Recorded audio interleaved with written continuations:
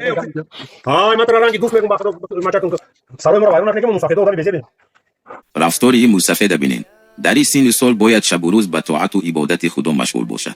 این آدم باشه شیطان خرسن کرده گشته. پناه به خدا. شما هر دو عمر خودتون به گناه و بی‌حیایی در اینترنت ضایع میکنید. از خدا بترسید. هر دو تا سین سالت به جای رسیده است. ولی تا حال از خدا شرم نمیکنین و به کارهای فتنه‌آمیز دست میزنید.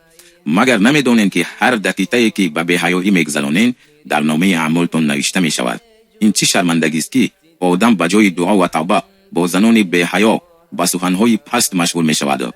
آیا این است عاقبت عمری دراز؟ بزرگسال بودن باید عبرت باشد، نه سبب گمراه کردن دیگران. پیامبر خدا صلی الله علیه و سلم فرمودند شرم یعنی حیا جز خیر چیزی نمی‌آورد. کسی که حیا ندارد هر کاری شرمناک را انجام می‌دهد و هر کسی که گناه را آشکار می‌کند خدا او را در روز قیامت شرمنده می‌کند.